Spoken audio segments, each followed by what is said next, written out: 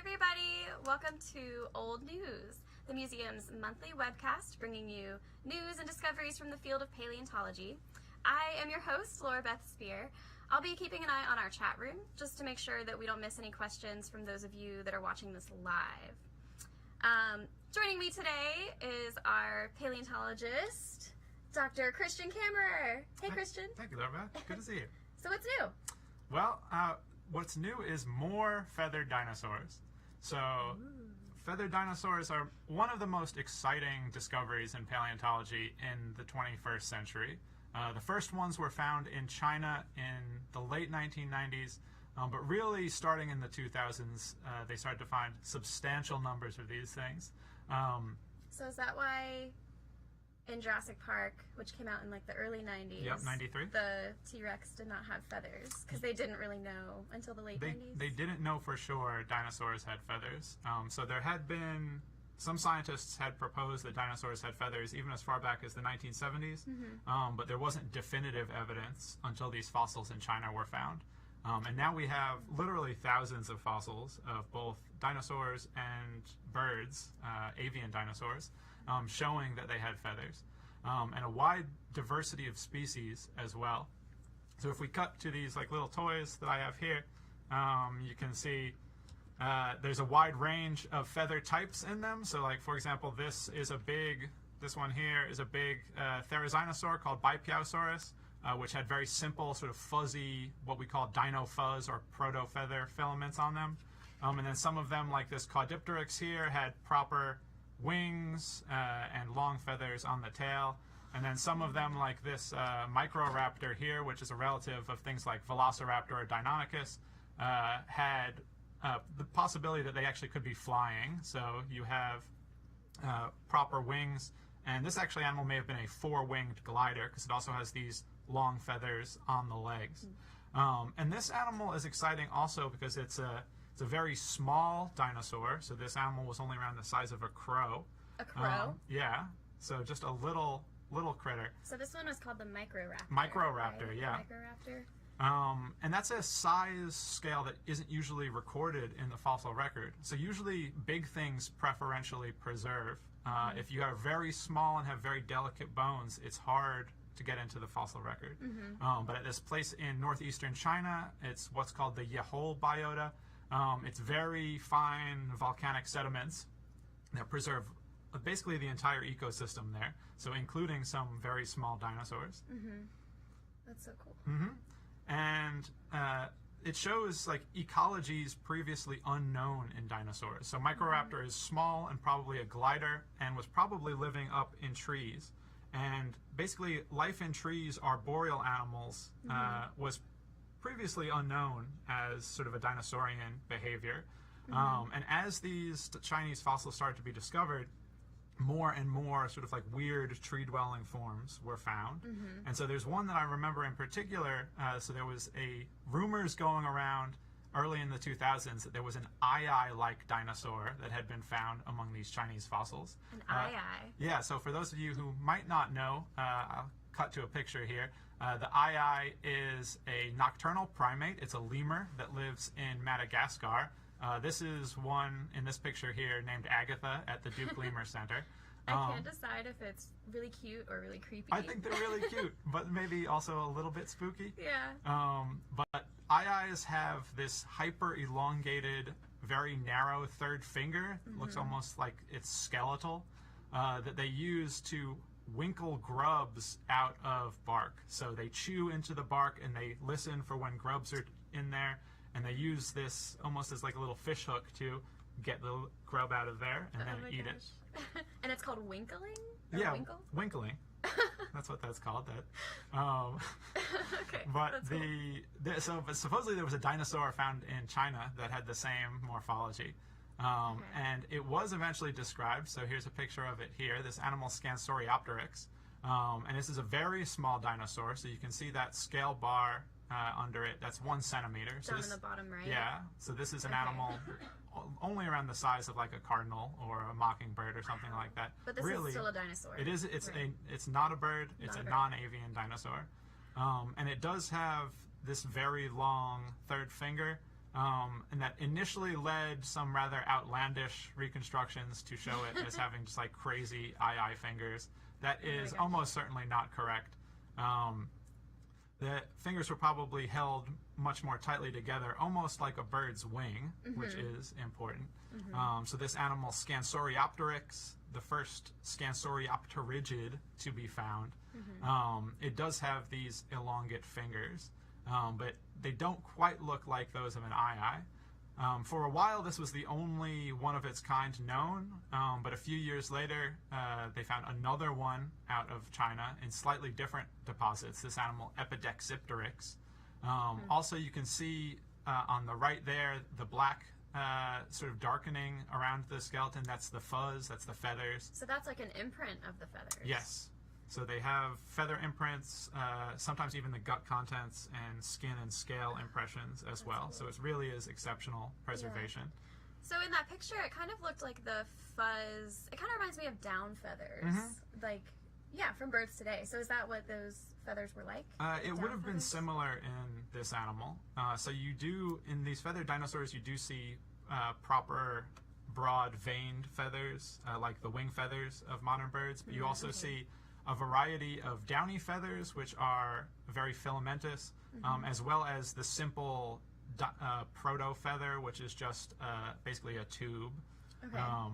So more like the barb feathers on chickens and turkeys so than like, a proper it's just feather. like this. It's not like this with all the things coming. Okay. Exactly. So Epidexipteryx showed that there was a little more diversity to these Scansoriopterygids than we thought. I didn't even try to say that. Yeah. But we didn't really know what they were doing ecologically until the discovery just a few years ago of this animal I'll show here, Yi, which means strange wing in Chinese. And there's the skeleton on the left and then a drawing interpreting it underneath it. One thing to note is that it has incredibly long fingers, even longer than Scansoriopteryx.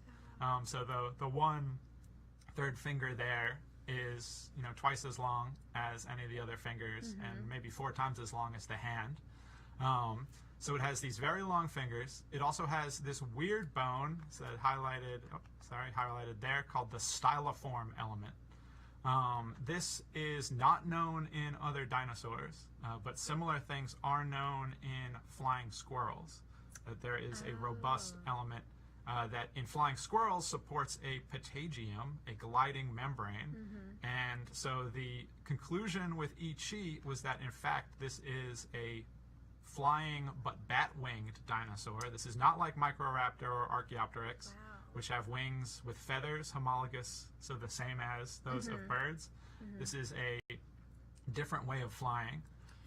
So that membrane between the fingers, do they think that membrane was covered in scales? Because it didn't look like it was feathery in that scientific illustration. So in Yi, you can't tell because the wing membrane is not preserved. Okay, so it's just that styroform. The styloform. Styloform. Yep. Okay. And that indeed, this is a very striking and honestly shocking looking animal. And so there was initially some suspicion or doubts among other paleontologists that, this is what it really looked like. Yeah. So the skin membrane wasn't preserved. There are also a few scientists saying, okay, maybe that styloform element is a broken piece of a different bone rather than a true styloform. And this is where the news comes in. So Yi was found a few years ago, but just in the past month, a new Scansoriopterygid dinosaur has come from China, this animal called Ambopteryx. So here there's the skeleton on the left there, a reconstruction of the skeleton on the right. And what you'll notice is it also definitely has this styloform element. It also preserves the membrane between the fingers, so demonstrating that it really did have this bat-like wing. And the animal has then been reconstructed looking something like this. So it has these long caudal streamer feathers that you also see in Epidexipteryx, and then the styloform that you also see in Yi. Looks so pretty. Yeah, I think it's just the sun, the well, rays of the sun. it's a nice work of art, but I think also these animals, there are a lot of, think of them like birds today. They probably were very colorful, probably pretty raucous little critters chirping up in the trees. But I think what's really cool about Ambopteryx as a discovery is it shows that yes, there were a whole radiation of little bat-winged dinosaurs, and so dinosaurs actually evolved flight at least twice in two totally different ways. Once making a wing made of feathers, which it continues today in their descendants, the birds, and then once with this styloform element and a wing membrane like bats. So even though it's convergent, it's not at all anything to do with modern bats. So the bats that are alive today, they did not evolve straight from Ambopteryx. Okay. So they are mammals. Yeah. They don't evolve until after the extinction of the non-avian dinosaurs in the Cenozoic. But you do have Scansoriopterygids like Ambopteryx in the Mesozoic, and then of course pterosaurs that also all evolved this wing membrane mode of flight. Okay. So modern day bats and flying squirrels, like you said, do they all have the styloform? So bats don't. So bats' wings are supported entirely by elongated fingers. So it's the same as ours. They have a little thumb with a claw, and then the rest of the fingers are elongated into the wing. So the presence of this styloform actually hasn't been seen in any other truly flying animals, just in a few gliders. Okay. So going back to the picture of the Ambopteryx, it kind of looks like a dragon to me. So do they think that it could fly, like lift off, straight from the ground? Or like do they powered think it was, flight? Yeah, powered flight. Or do they think it more, was able to glide from tree to tree? It's hard to tell. These animals, the origin of powered flight was usually linked to the development of a big keel on the breastbone, on the sternum, to have the musculature that modern birds do for like constant flapping flight. And so some earlier things like Archaeopteryx don't have that. But there's also been a lot of mechanical work done on the wings of these things, which show that they actually were quite aerodynamic, quite in keeping with some modern birds. And so these animals were probably capable of some powered, if clumsy, flight. Right.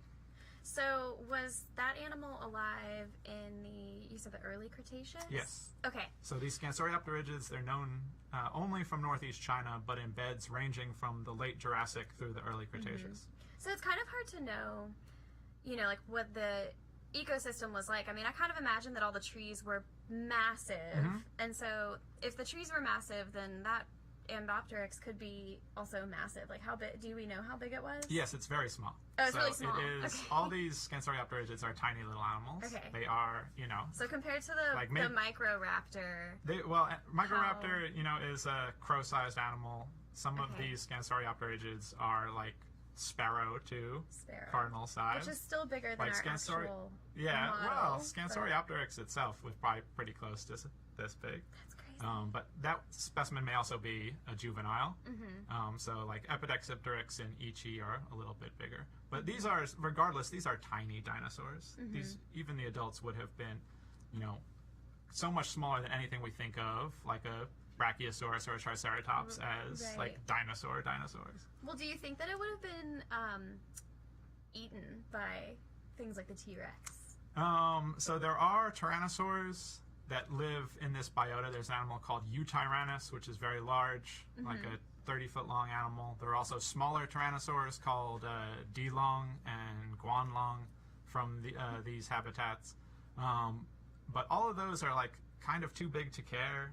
Like, this animal is so tiny, why would you, if you're a predator, why would you waste time eating it? It's not going to fill you. It's not going to really, give you enough energy to get through more than... They could eat it like a snack, right? Well, you think they wouldn't even have, like, tried to... Yeah. Okay. Like, how many mice do lions eat on a day-to-day basis? Oh, yeah, I have no idea. I guess not a lot. Yeah. They're usually going for things like big ungulates, right? Okay, like something that can sustain them for a while. Yeah, okay. So I doubt Ambopteryx had much to worry about from tyrannosaurs. Right. Maybe like lizards, other small predators like Microraptor. And do we even know some that? large insects. Wait, so large insects might have eaten the Ambopteryx? There are a few sort of big insects at the time, but only like, 6 inches long or so. So the age of the truly gigantic insects was long past at this point. So the Like real the dragonflies giant, that are, like bigger than multi-foot my head. long dragonflies, that's Okay. back in the Carboniferous, 300 million years ago. So those are all gone.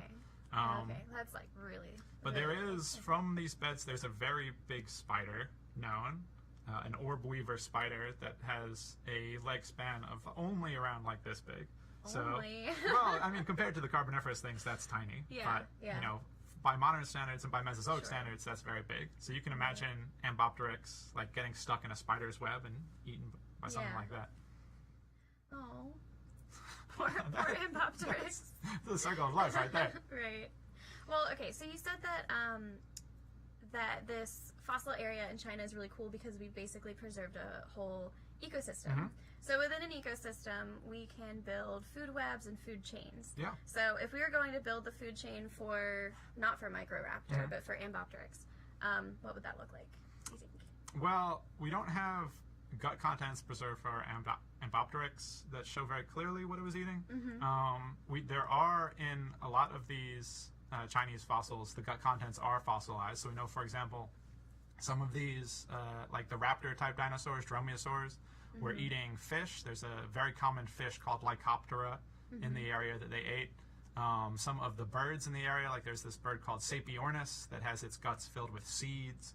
That's so cool. I can actually see that. Yeah, but the Scansoriopterygids like Ambopteryx and Epidexipteryx, they have very small, fine, almost comb-like teeth. So they were probably eating something pretty tiny, insects or seeds, something like that.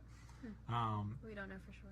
Yeah, hard to say for sure. And then, yeah, they would have been fed upon by, you know, spiders, lizards, Right. other smaller vertebrates. And then you have to go through quite a number of chains to get up to something like Tyrannus or the other big predators. Right. Okay. Well, I just have one more question. Okay. Who do you think would win in a fight Uh-huh. between... Classic paleontology question. It's very important. Between the Ambopteryx and something like a Microraptor.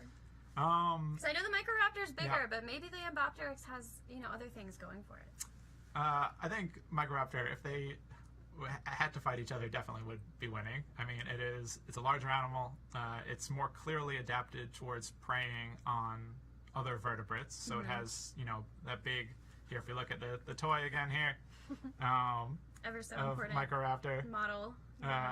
It has this big toe claw on the second digit that all the dromaeosaurs have. So Which what have, are some other dromaeosaurs? so like Velociraptor, Deinonychus, Utahraptor, these are sort of the well-known big ones. And Their yeah, claw some of have them, been, like, yeah, so like this is not a dromaeosaur claw, but like this is the Right. size of a Utahraptor claw. Some of them got very big. wow. And they have, you know, sharp, recurved, serrated teeth. Whereas something like Ambopteryx, it doesn't have particularly powerful claws or teeth. So yeah, something like this could easily have been predating upon it. Wow. All right, well, those were all of my questions. I am not seeing any questions from our live audience, but, you know, if you guys think of any questions, you can still type them in.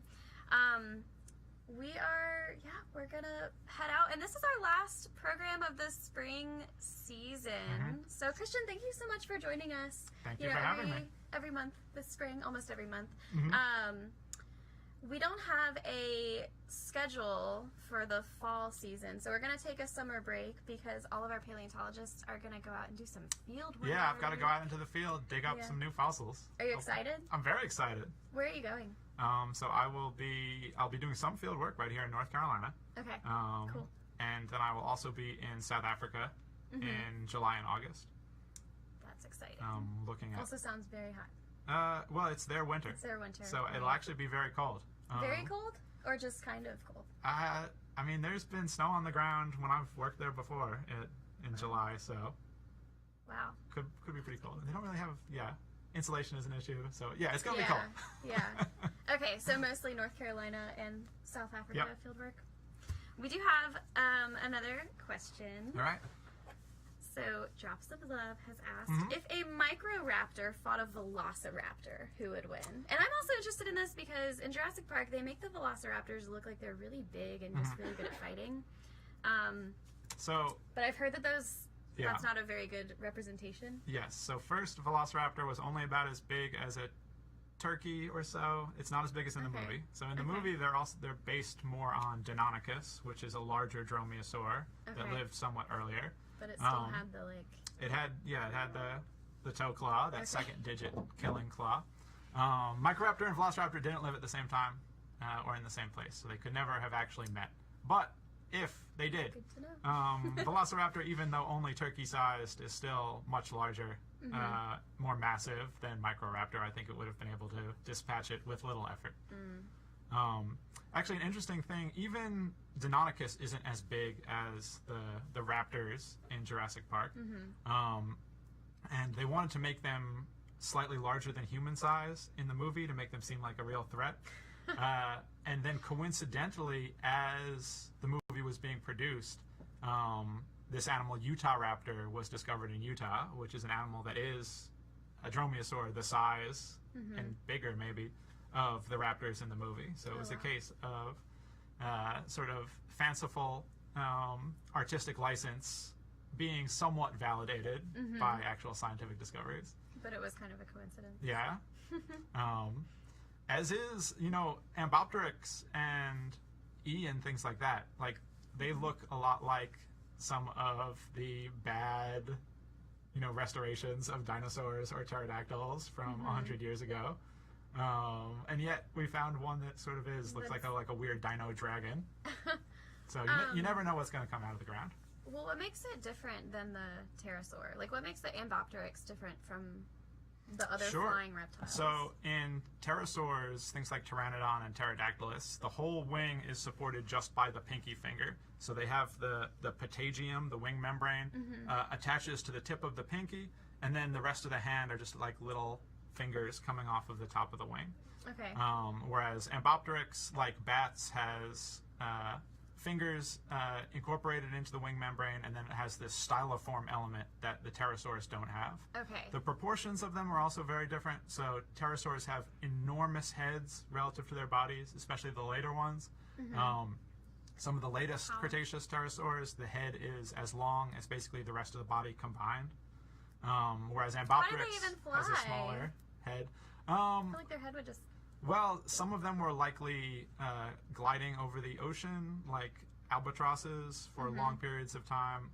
The really biggest ones, which also have the largest skulls, things like Quetzalcoatlus, which is a pterosaur with a nearly 40-foot wingspan.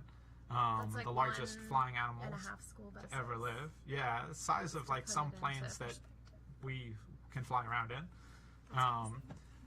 Those would have been quite heavy for a flying animal, and as far as we know, all pterosaurs were capable of flight. There's no evidence of a flightless pterosaur, but the really big ones like Quetzalcoatlus may have been walking around on the ground a lot of the time, and then flying either to escape other predators or to traverse wide areas that they couldn't just walking around. Wow. Okay, well, we do have one last question. And that is, if a Velociraptor fought a T-Rex, who would win? Oh, drops of love. Well, I mean, we saw it happen in the movie. But weren't there several... That was several Velociraptors versus T-Rex, and T-Rex still won. So, oh, yeah, I guess that's true. The champion's still undefeated, Tyrannosaurus. The tyrant king of lizards, right? That's what its name means? That's great. Okay. You got it. All right. Well, thank you guys for joining us. And Christian, thank you for sharing your expertise. It's my pleasure. If you are subscribed to Old News, then you will receive an email from me with our full fall schedule because we don't have it solidified yet. If you want to subscribe, you can always email us at outreach@naturalsciences.org and just let us know you want to subscribe. You'll receive, email updates, maybe if we change something about the program, or you'll receive reminders about the next program. And every now and then, if we have more questions than we can get to in our program time, then you'll get like a bonus email with some bonus Q&A. Yeah. So, yeah. Thank you, and I hope everybody has a great summer. Yeah, we'll see you in the fall. Woo!